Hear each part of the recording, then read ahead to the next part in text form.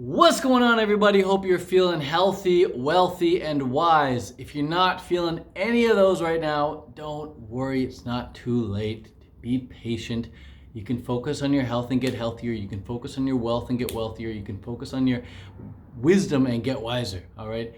If you're not feeling healthy, wealthy, and wise, there are things you can do about it. It may not be easy, but it's definitely worth it. And it can get a lot easier when you're hanging around people that are helping you. When you're hanging around people who have the results you want, that's how you get healthier a lot easier. That's how you get wealthier a lot easier. That's how you get wiser a lot easier.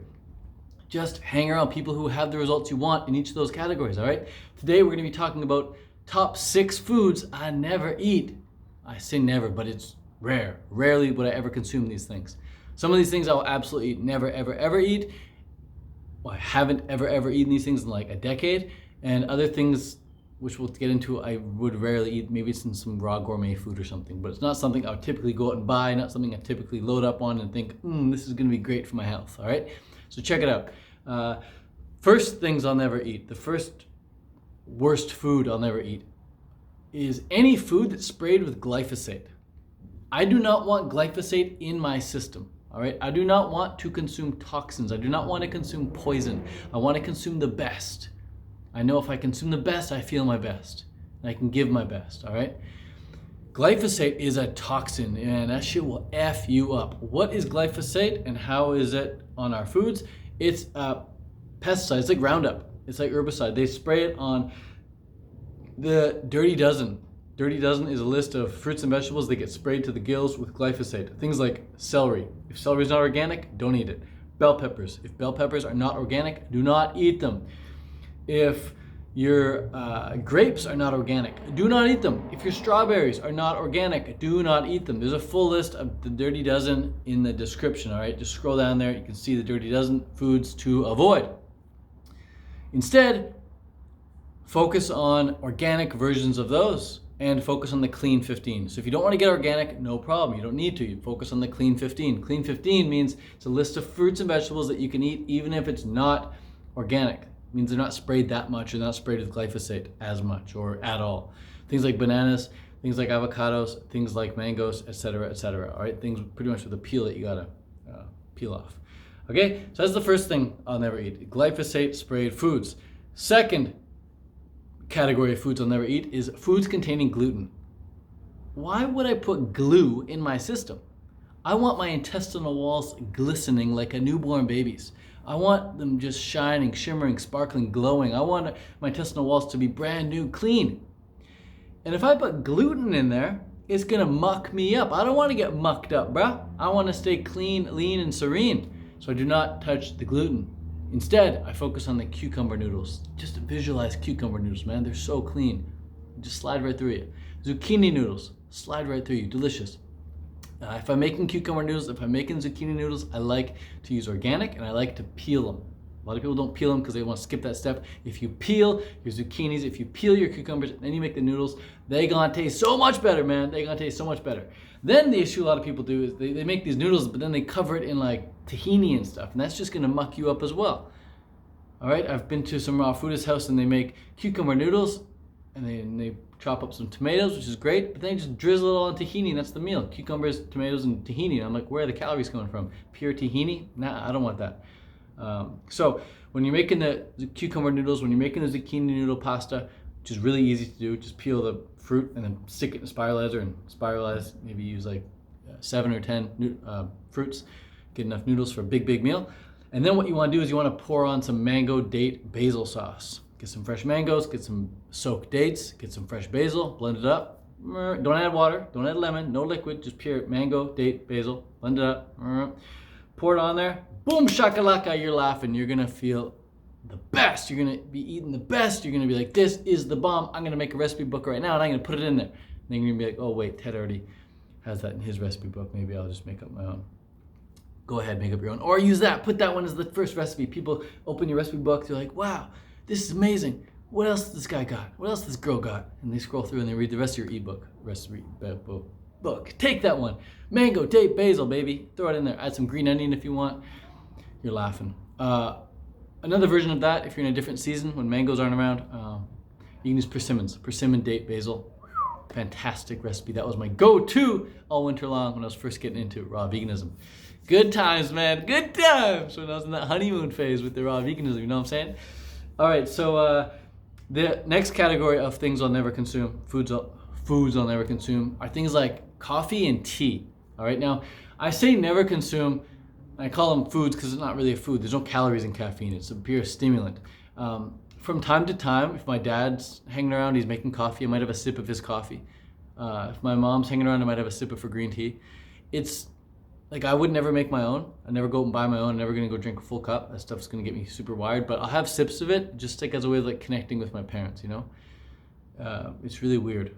And if anyone saw me drinking coffee, they might be like, "What the fuck? Does drinking coffee?" It's like, yeah, I'll have a sip. Same with beer. Like if my dad's having a beer, I'll have a sip of his beer just to connect. You know, like men. And if my mom's drinking wine, I might have a sip of her wine. But as soon as I do it, I'm just like, I'm so glad I'm not taking another sip. Like I had my sip, I had my little connection there, my cellular connection. Because think about like, if they're drinking a beer, the cells in their body are gonna be made up of beer. And if I take a little sip of that same beer, the cells in our body are gonna be made up of that same beer. So I just do it as a way of connecting and as a way of being like, look, I'm not better than you, whatever. But it's not like I would ever do that with animal products or something like that. That's just whack. That's just crossing the line. So I never consume caffeine. It stuff fucks me up because what goes up must come down. And like if I want to go up, I'll just go in a cold shower. And the down is not a hard crash. The down is just like, I feel amazing. That was really cool shower. So instead of drinking caffeine, my replacement for that is cold showers. Instead of drinking alcohol to get drunk, to feel like, I just go do some exercise, man. Go do some heavy lifting and express gratitude. Oftentimes when people get drunk, they really open up and they just start, pouring themselves out there. And I express gratitude. Every morning I'll set a timer for 2 minutes and I'll just say thank you for 2 minutes and just express. Then I don't feel the need to use substances to change my state of mind. I just use my good morning habits, my good evening habits to change my state of mind that way. The last category of foods I'll never eat, this is the sixth one, because we covered the dirty dozen, we covered the gluten, we covered the caffeine, we covered the alcohol. What was it, only 5? Dirty dozen, gluten, caffeine, alcohol. I guess there's 2 more. Let's get into it. Oil. I won't eat oil unless it's like in my gourmet raw foods, or from having a raw salad and someone has oil in the salad dressing. It's like, screw it, I'll have a little bit, but it's not something I go out and get and go out and buy and go out and drizzle on my food. Oil is it's just pure fat. I'd rather have avocado, I'd rather have nuts and seeds, I'd rather have almond milk, I'd rather have some durian. I don't want to get my fat from oil. I just don't think it's a natural food. It's highly refined. But if you are going to cook with oil, use coconut oil, because it's the one oil that does not become carcinogenic when you cook it. Every other oil, when you cook it, becomes cancer causing. So if you see your mom, see your dad cooking with olive oil, be like, yo man, just use coconut oil. It's not going to change the way the food tastes. It's going to be a little bit more expensive, but it's not going to cause or speed up the process of you developing cancer. 1 in 3 people die of cancer. 1 in 3 people die of cancer. That's a crazy statistic. So it's like if I'm chilling here, me, my mom, and my dad, and we're all eating like standard North American, one of us is probably going to get cancer, statistically speaking. No, statistically speaking, one of us will get cancer. It's like no wonder so many people die of cancer. I know someone who's died of cancer. And it's like, why contribute to the likelihood of that happening by cooking with anything but coconut oil? It's really dumb. Just cook with coconut oil. Save your life. Save your parents' life. So yeah, don't do oil unless it's in raw gourmet or it's in salad dressing. And then the other category is refined sugar. Now, I don't consume refined sugar. I don't go out and drink pop, or I don't go out and drink or eat candy, whatever, like some junk food vegans do. But I'm not so much against sugar like a lot of people are, because if you look at the top 3 refined nutrients or foods, whatever, ingredients, SOS, salt, oil, sugar. Salt, oil, sugar. You drink salt water, you drink enough salt water, you're gonna die. That's what people used to commit suicide. That's how the Japanese people used to commit suicide. Drank salt water, boom, death. It kills you. Enough salt water will kill you. Oil, you drink enough oil, you're gonna vomit. You're going to puke. You cannot drink a lot of oil and then not vomit. It's just your body just rejects it. Ugh, you throw it up. You feel like crap. Sugar, though, you get a cup of water, you get some sugar, and you drink it, go run a marathon. Halfway through the marathon, drink another bit of sugar, boom, you get another hit, you can keep going, you can keep going, you can keep going. You can run an ultra marathon on water and sugar. Like your body knows what to do with that, a lot more than salt and oil.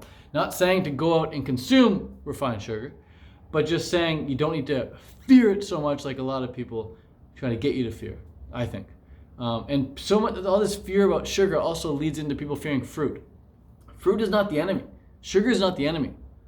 It's this influx of people eating animal products, man, and fat and cholesterol and junk food, processed shit, like shit that your body doesn't know what to do with.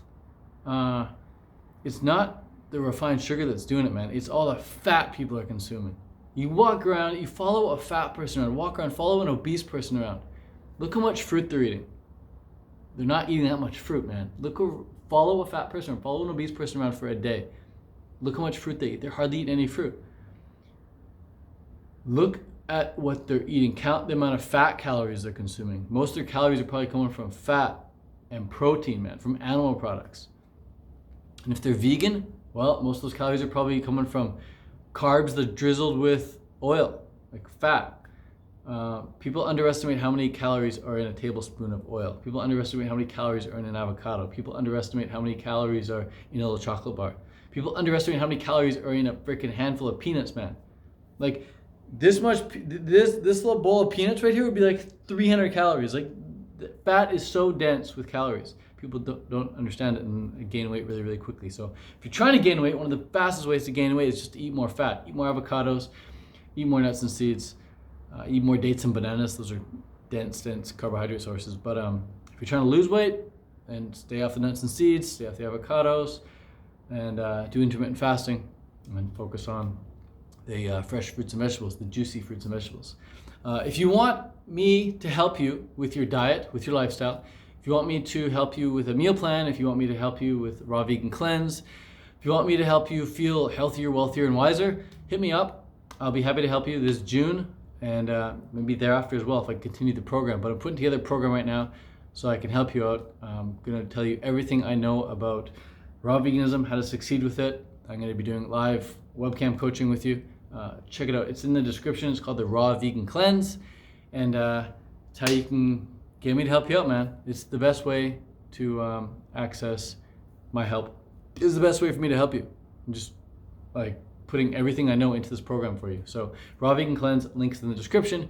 Hope this video was helpful. Hope you got something from it. I know I got something from it, letting you know all these things here. Sometimes it's really helpful just to talk. And these YouTube videos are just really, really helpful for me. Sharing is a form of caring, self-care. And you share with other people, it's a sign that you're caring about yourself. Because if you're not sharing with other people, you're just suppressing everything. Guess what suppression turns into? Suppression turns into depression. Suppression turns into depression, and depression turns into disease, and disease turns into disintegration. So how do you reverse that trend, man? Instead of suppressing, start expressing. All right? Expression, express, get it out. All right, peace out, much love. I'll see you August. I'll see you this August. I'll see you this August at the Canada Fruit Fest, man. If you want to see me sooner, UK Fruit Fest coming up. If you want to see me after Canada Fruit Fest, I'll be at the Woodstock Fruit Fest, and yeah, I'll be right here for you. If you click the link in the description, you can hit up the Raw Vegan Cleanse. All right, peace out, much love.